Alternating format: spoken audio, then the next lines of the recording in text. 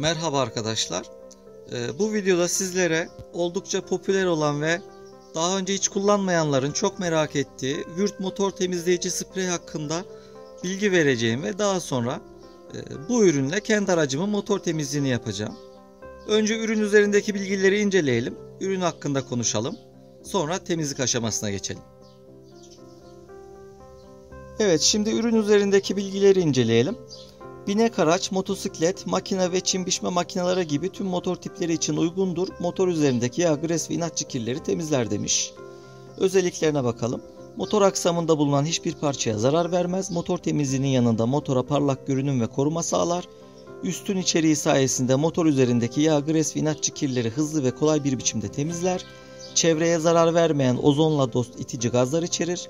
Elektronik devrelere zarar vermez. Ulaşılması zor olan noktalara rahatlıkla ulaşır. Kolayca nüfuz eder ve temizler. Kauçuk, plastik ve boyalı yüzeylere zarar vermez. Silikon içermez. Turunçgil esansı içerir demiş. Kullanım şekline bakalım. Ürünü kullanmadan önce iyice çalkalayın. Spreyi uygulanacak yüzeye 20 cm mesafeden sıkın. Ürünü kirli yüzeylerin üzerine sıkarak nüfuz etmesini ve yağ, gres ve kirlerin akmasını bekleyin. Çok kirli ve yağlı alanlarda işlem birkaç kez tekrarlanabilir. Kirler yüzeyden aktıktan sonra motoru yıkayabilir. Bu kısma katılmıyorum. Neden katılmadığımı biraz sonra söyleyeceğim. Ya da kuru ve temiz bir bezle motoru silerek temiz ve parlak bir görünüme sahip olmasını sağlayabilirsiniz demiş. Motorun yıkanabilirliği kısmına katılmıyorum. Uyarı demiş. Sıcak veya çalışan motorun üstüne asla sıkmayınız. Ürün sıkılırken açık alev ve alev kaynaklarından uzak tutunuz.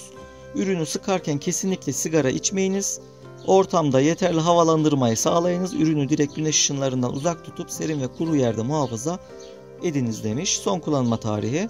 Ambalajın üzerine bakınız. Uygun şartlarda depolandığında da 24 aydır. Genelde metal tüplerin tabanında oluyor. Bakın burada son kullanma tarihi var. Evet, ürünün özellikleri bu şekilde ifade edilmiş.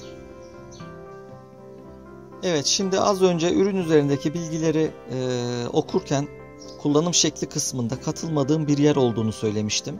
Hemen orayı size tekrar okumak istiyorum. Kirler yüzeyden aktıktan sonra motoru yıkayabilirsiniz diyor. Arkadaşlar ben bu kısma katılmıyorum.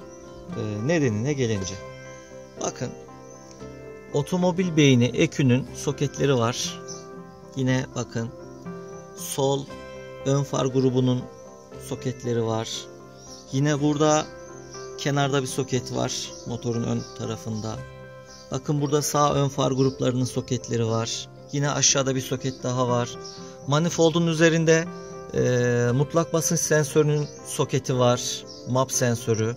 Bakın burada arka tarafta bir soket daha var. Arkadaşlar bu soketlerin varlığından dolayı ben motor bölgesine su tutulmasını doğru bulmuyorum. Olur da örneğin şimdi biz buraya suyu tuttuk. Yani şimdi burada motoru yıkayabilirsiniz diyor. Ben buradan suyla yıkayabilirsiniz olarak algıladım. Hani bunu su için söylüyorum. Başka bir kimyasal için söylemiyorum. Söylediğim şeyler sadece su için. Bu soketlerin içerisine su giderse ya da şuradaki MAP sensörünün soketinin içerisine su giderse arkadaşlar olumsuzluklar yaşayabiliriz. Soketlerin içerisindeki iletkenlere su temasında oksitlenme meydana gelebilir, kısa devre meydana gelebilir ve birçok birbirinden farklı olumsuz sonuçla karşılaşabiliriz. Bu yüzden ben motor bölgesinin su tutulmasını doğru bulmuyorum. Bir de arkadaşlar ben biraz merak ettim. Ürünün Almanya'daki resmi sitesine biraz göz gezdirdim. Ürünün Almanya resmi sitesi olan eshop.würth.de sitesinde ürünün açıklama kısmına bir not düşülmüş arkadaşlar. Google çeviriden aynen okuyorum size. Kullanım talimatları yaptığımız testlere ve deneyimlerimize dayanmaktadır. Her uygulamadan önce kendi testlerinizi yapın. Çok sayıda uygulama, depolama ve işleme koşulları nedeniyle belirli bir uygulama sonucu için herhangi bir sorumluluk kabul etmiyoruz diyor. Dolayısıyla sorumluluk kullanıcıya ait olduğu için, yani sorumluluk bizde olduğu için uygulama sonrası kaput altı bölgeye hortumla ya da basınçlı ve tazikli su ile kesinlikle yıkama yapmamanızı öneriyorum. Bir de ürünün üzerinde yazmayan ancak ürünün Türkiye'deki resmi sitesinde yazan bir bilgiyi sizlerle paylaşayım. Ürünün resmi sitesinde uygulama sonrasında motoru çalıştırmadan önce muhtemel ürün kalıntıları mutlaka temizlenmelidir. Temizlenemeyen ürün kalıntıları motor çalıştığında duman oluşumuna sebep olabilir diyor. Bu uyarı benim aldığım ürün kutusu üzerinde yazmıyor. Burada aslında bu uyarının da yazmasını beklerdim. Şu kısımda bu uyarı yazmıyor. Dolayısıyla buna dikkat edin. Uygulama sonrası motor bölgesindeki bazı oyuklara, çukur bölgelere ürün kalıntıları biriktiyse arkadaşlar bu kalıntıları kuru bir bezle emdirerek uzaklaştırmaya çalışın. Şimdi uygulama aşamasına geçelim. Üründen daha çok faydalanabilmek için önce hafif nemli bir bezle ulaşabileceğim yerleri temizlemeyi tercih ediyorum. Çünkü bu ürünle kolaylıkla ulaşabileceğim yerleri değil de ulaşması zor bölgeleri temizleyerek üründen daha çok fayda sağlamak istiyorum. Çünkü ürün tüpü büyük görünüyor göze ama incelediğim diğer videolarda sanırım tam anlamıyla temizlik için bir kutu yetmiyor gibi. Evet, hafif nemli bezimi hazırladım. Şimdi Würth motor yıkama spreyini uygulamadan önce kolaylıkla ulaşabileceğim yerleri hafif nemli bezle sileceğim.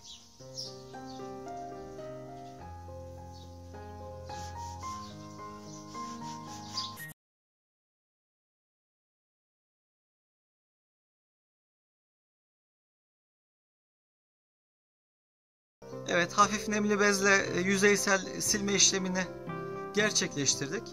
Sonra her ihtimale karşı sensör soketlerini ve araç beynini streç film ile sarıp korumaya alacağım arkadaşlar. Çünkü bu ürün elektrik aksamına zarar vermese de, yani kendi öyle söylüyor üzerinde, ben yine de işimi şansa bırakmayacağım. Görebildiğim, erişebildiğim soketleri streç filmle kapatacağım arkadaşlar.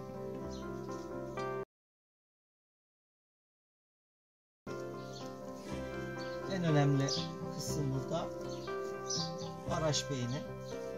Sanırım araç beyninin gövdesi metal dış muhafazalar arasında conta var.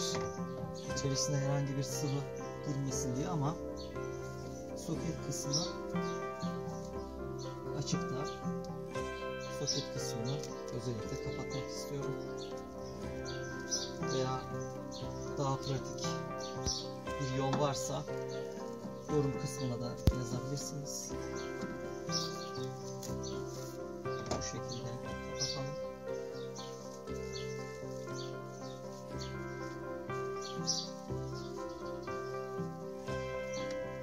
Bir kat daha yapacağım.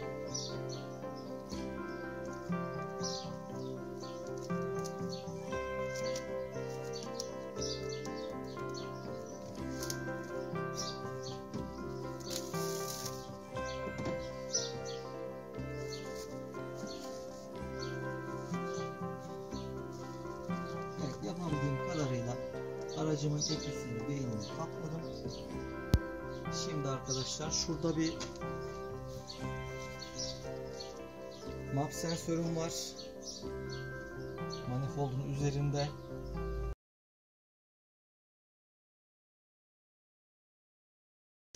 Şu şekilde soket kısmını kapatmak istiyorum.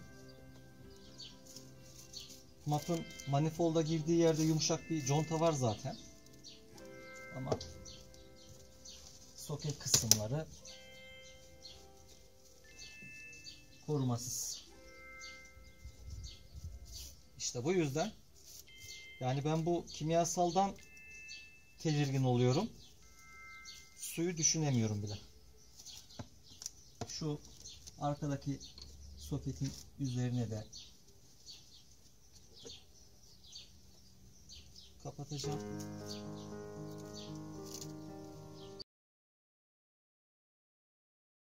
Şurada far aydınlatmalarım var. Aslında onları da kapatsam güzel olacak.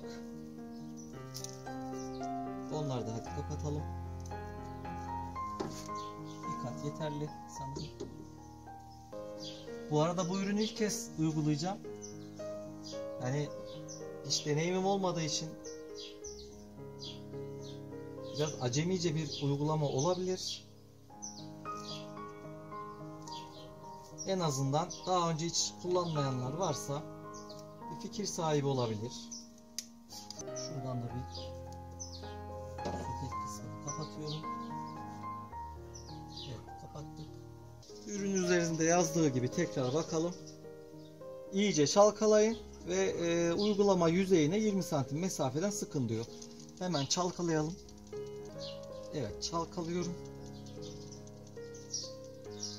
Şimdi önce motorun sağ yarısını, daha sonra sol yarısını temizleyeceğim arkadaşlar.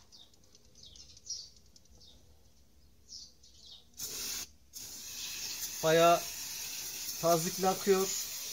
Sağa sola sıçrıyor. Bakın şurada bir soket var. Onu kapatmayı unuttum. Az önce zaten nemli bezle temizlik yaptığım için temiz yerleri arkadaşlar pas geçiyorum. Evet, şimdi de sol yarısını temizleyeceğim.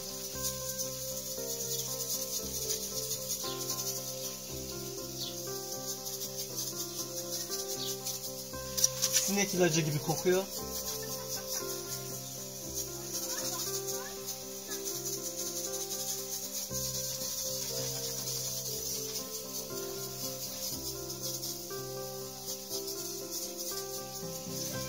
Güzelce uyguluyoruz.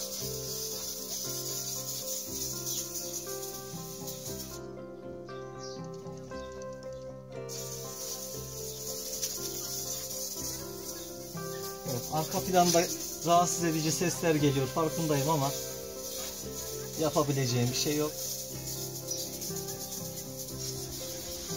Şöyle güzel bir şekilde uygulayalım. Tüp bitmek üzere arkadaşlar.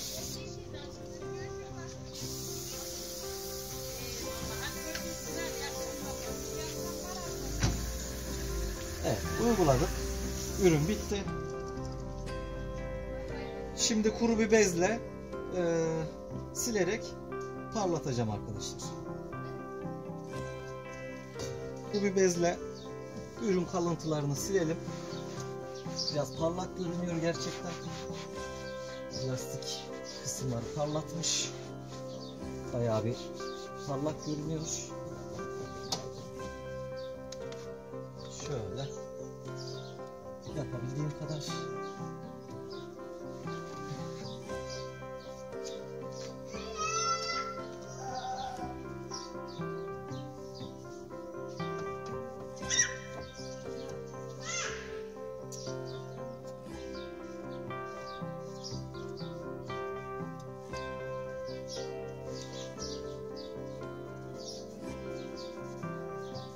Evet, siliyoruz. Güzel bir şekilde. Yani toprak yolların çok olduğu yerlerde pek belki kısa süreli bir iş görecektir.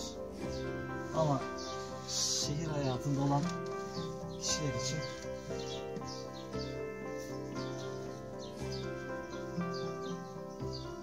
güzel olabilir.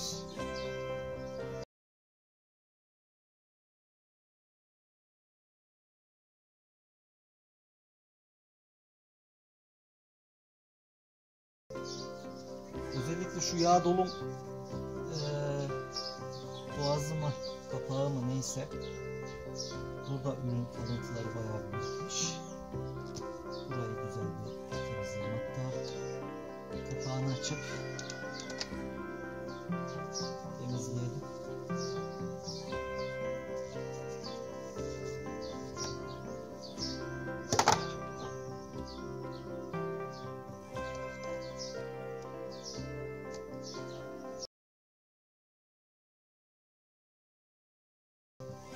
Evet, ürün fazla uçucu gelmedi bana. Yani çok fazla uçucu gelmedi. Mesela bir balata spreyi gibi uçucu gelmedi. Dolayısıyla motor yüzeyinde kalan kalıntılar motor çok ısındığı zaman yanacaktır. Bu yanmadan dolayı da duman çıkacaktır. Bu duman olayı ürün üzerinde yazmıyor ama ürünün resmi sitesinde yazıyor. Evet. Şimdi şu bakın streç filmi sardım. Gerçekten map'ın üzerine hiçbir ürün kalıntısı gelmemiş. Bu soketin de üzerine hiçbir kalıntı gelmemiş. Buraya da hiçbir kalıntı gelmemiş. Yine araç beynini söküyorum. Soketlerin bakın hiç kimyasalla temas etmemiş. Şunu da sökelim. Evet. Genel olarak böyle. Ben şimdi aracı çalıştırmayacağım. Herhalde tamamen buharlaşır diye tahmin ediyorum. Olur da sabah tekrar kontrol edeceğim. Yani bir ürün kalıntısı kaldıysa bilgi veririm.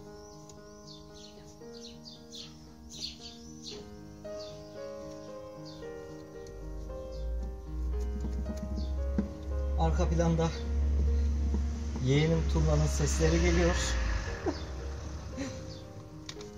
Dünyada çocuk olmak var. Keşke biz de şimdi böyle sokaklarda bağıra bağıra koşabilseydik. Zaman hızlı geçiyor. Evet. Böyle.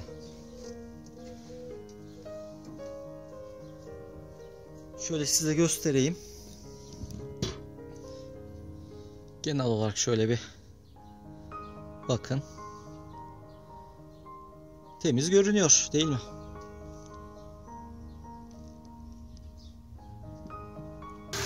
Evet arkadaşlar, aradan 2 gün geçti. İlk kez çalıştırıyorum aracı. Hafif duman çıkıyor. Nereden çıktığını, evet, egzoz, oksijen sensörünün olduğu yere sanırım. Şu an duman görünüyor mu bilmiyorum.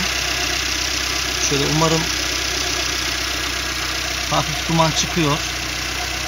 Isınan yerlere temas eden kimyasal şu an yanıyor. Size bahsettiğim duman olayı buydu. Evet, bu şekilde. Hatta dumanın kaynağını gösterebilirsem. Şu an çıplak gözle görülüyor ama videoda görünüyor mu bilmiyorum. Evet, bu şekilde. Evet, az önceki noktadan sonra 3 kilometre yol yaptım. Şu an dumanların, çıkan dumanların tamamen kesildiğini görüyorum.